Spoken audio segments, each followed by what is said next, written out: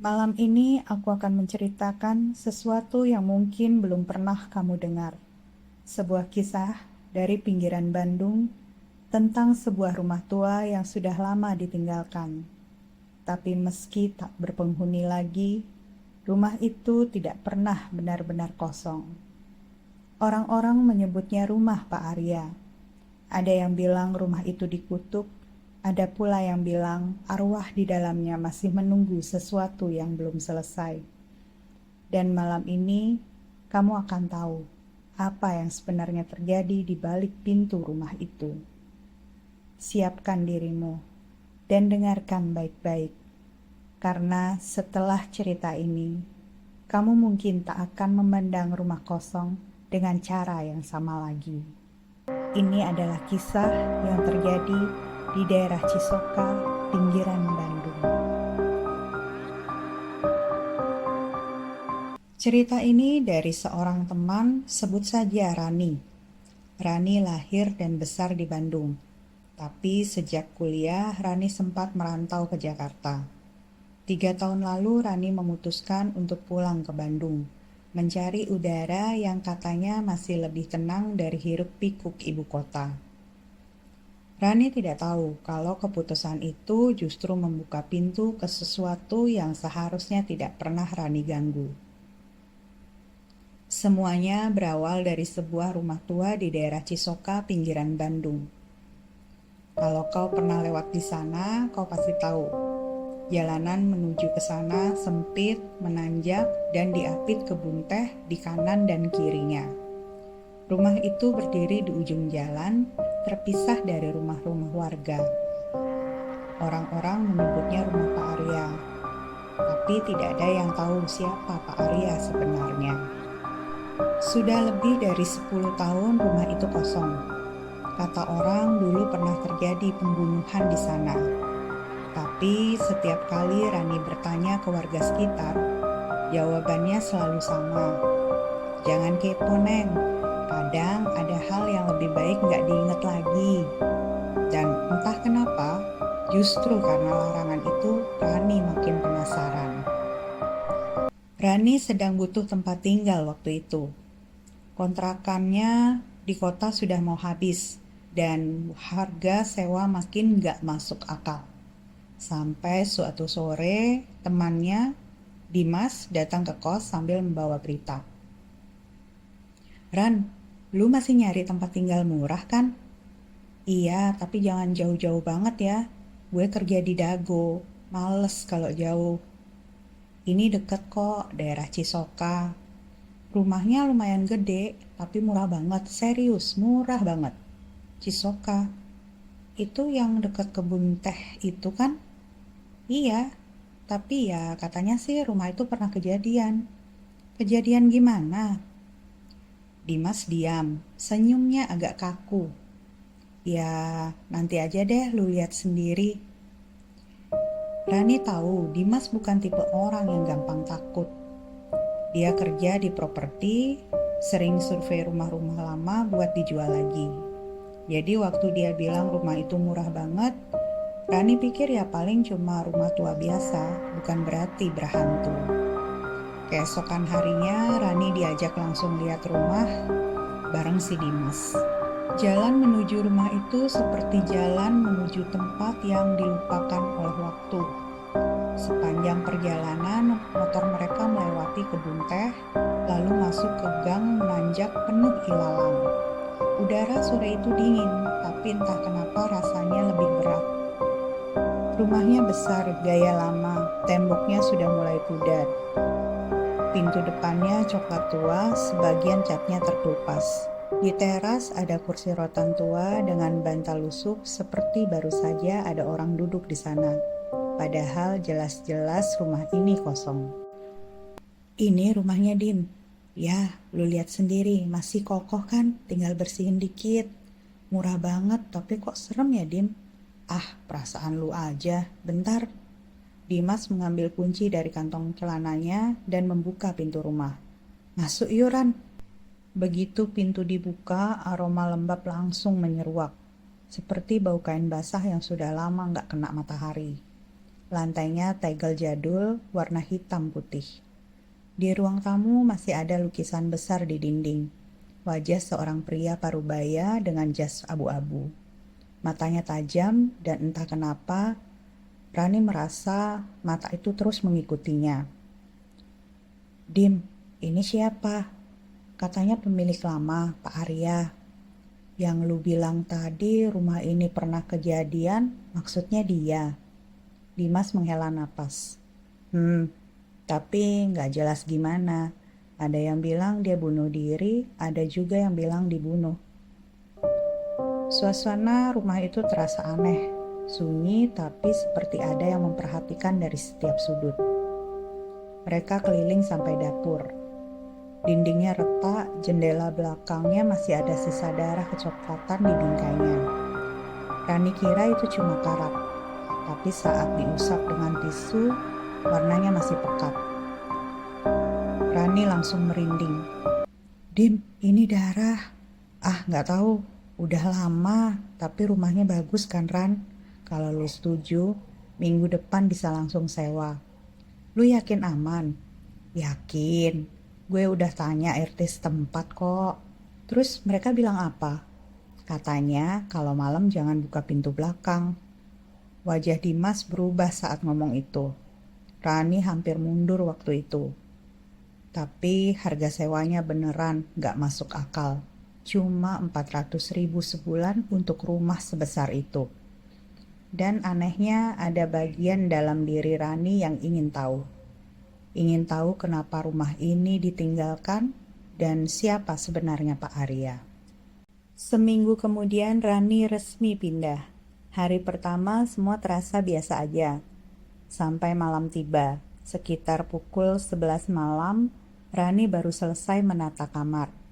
Kelelahan, Rani rebahan di kasur dan mencoba tidur. Tapi baru beberapa menit memejamkan mata, Rani mendengar suara langkah kaki. Tak, tak, tak, pelan dari arah dapur. Rani pikir mungkin tikus, tapi suaranya terlalu berat untuk seekor hewan kecil. Lalu suara itu berhenti. Disusul bunyi pelan seperti seseorang membuka pintu kayu. Krek. Rani langsung duduk, dadanya berdebar. Pintu dapur seharusnya terkunci. Rani menunggu, menahan napas, tapi tidak ada apa-apa lagi. Hanya suara angin dari ventilasi. Akhirnya Rani memutuskan untuk pura-pura nggak dengar. Ia memakai earphone-nya dan mencoba tidur lagi. Tapi di sela musik yang diputar terdengar bisikan samar. "Jangan buka pintu belakang." Rani membelalakkan matanya, musik masih menyala. Tapi Rani yakin suara itu bukan dari lagu. Keesokan paginya Rani cerita ke Dimas lewat telepon. "Dim, semalam ada yang jalan di dapur. Lu yakin bukan tikus? Langkahnya berat. Terus kayak ada yang buka pintu." "Terus lu buka?" "Enggak, tapi gue dengar ada yang bisik. Jangan buka pintu belakang, lu ngelindur kali Ran." Rani nggak jawab, karena Rani tahu ia sadar sepenuhnya waktu itu. Sejak malam itu, Rani mulai memperhatikan sesuatu. Setiap sore menjelang maghrib, hawa rumah itu berubah. Udara jadi lebih dingin dari di luar. Dari arah dapur sering terdengar suara pelan seperti sesuatu diseret. Kadang tanpa alasan, lampu ruang tamu berkedip 3 kali. Selalu 3 kali. Rani sempat cerita ke tetangga depan Bu Wati, perempuan parubaya yang tinggal di rumah mungil di seberang jalan. "Neng, maaf, itu rumah dulunya memang rumah Pak Arya. Orangnya baik, tapi matinya nggak wajar." "Nggak wajar gimana, Bu?" "Waktu itu istrinya hilang, terus beberapa hari kemudian Pak Arya ditemukan gantung diri di dapur. Tapi katanya sebelum mati, dia sering berteriak-teriak tengah malam." "Teriak apa?" "Katanya jangan buka pintu belakang." Rani terdiam. Ucapannya sama persis dengan bisikan yang ia dengar malam itu. Hari ketiga Rani makin gelisah. Kucing tetangga sering datang ke halaman rumah dan duduk di depan pintu belakang sambil mendesis ke arah dalam. Rani mencoba mengabaikan. Malamnya Rani duduk di ruang tamu sambil nonton TV. Jam menunjukkan pukul 10 lewat. Angin berhembus lewat celah jendela, membuat tirai bergerak pelan. Tiba-tiba terdengar suara langkah dari atas. Padahal Rani belum pernah naik ke lantai 2. Tok, tok, tok, tok. Langkah itu pelan tapi jelas.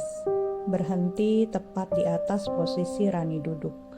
Rani memanggil pelan. Halo, ada orang? Tidak ada jawaban. Rani pikir mungkin tikus besar. Tapi saat melihat ke tangga, ada bayangan seseorang berdiri di anak tangga paling atas.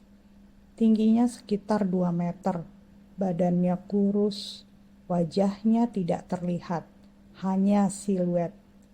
Tapi matanya merah, memantul samar dalam gelap.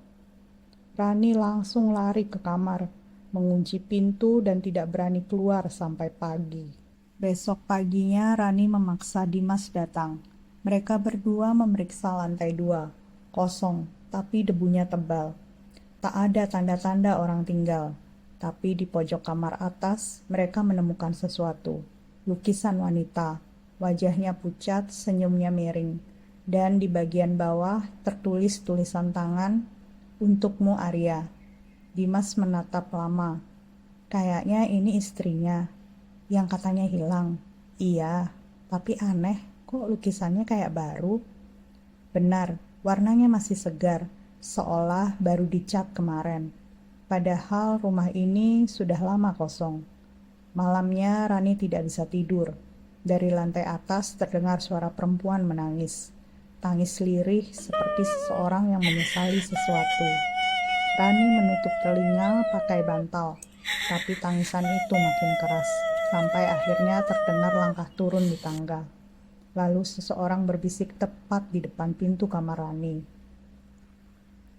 Kenapa kau buka lukisannya? Keesokan harinya Rani pergi ke rumah Bu Wati. Rani memaksa beliau untuk cerita semua. Waktu itu Pak Arya punya istri namanya Bu Risa. Cantik tapi pendiam. Katanya dia selingkuh dengan adik kandung Pak Arya sendiri. Terus? Suatu malam warga dengar teriakan dari rumah itu. Besok paginya Bu Risa hilang, gak pernah ditemukan. Seminggu kemudian Pak Arya ditemukan gantung diri di dapur, di depan pintu belakang. Kenapa di depan pintu belakang? Karena katanya di situ tempat dia kubur mayat istrinya. Rani membeku. Tiba-tiba semua jadi masuk akal. Bisikan, langkah kaki, larangan buka pintu belakang.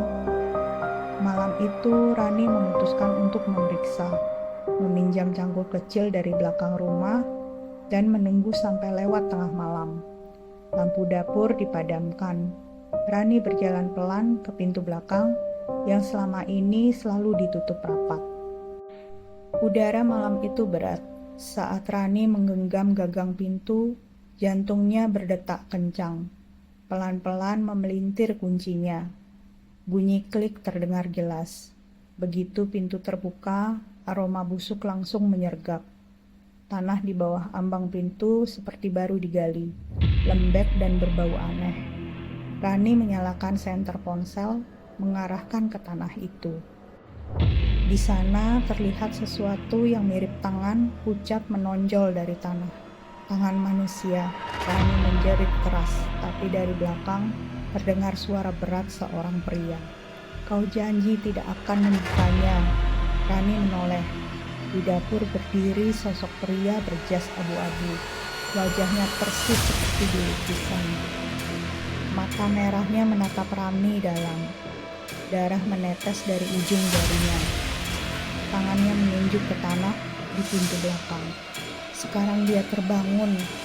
Tiba-tiba dari tanah itu muncul sosok perempuan, rambut panjang menutupi wajah, kulitnya membusuk. Dia merangkak keluar, menatap Rani dengan wajah hancur. Suaranya serak memanggil, Arya, jangan tinggalkan aku. Rani pingsan seketika. Rani terbangun di rumah sakit 2 hari kemudian. Dimas bilang warga menemukan Rani tak sadarkan diri di dapur rumah itu. Tanah di pintu belakang memang tergali sebagian. Dan yang lebih aneh, ada tulang belulang manusia di bawahnya. Polisi datang melakukan penyelidikan. Dan benar, tulang itu milik seorang wanita sesuai data hilangnya Risa, istri Pak Arya 12 tahun lalu. Rumah itu sekarang dipasangi garis polisi.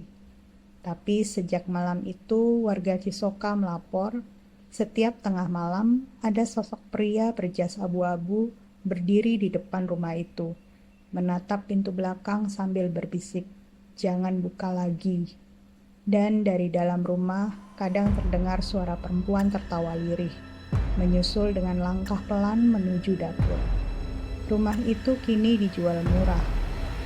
Rani tak pernah ke sana lagi, tapi kejadian malam itu tetap terekam di dalam ingatannya.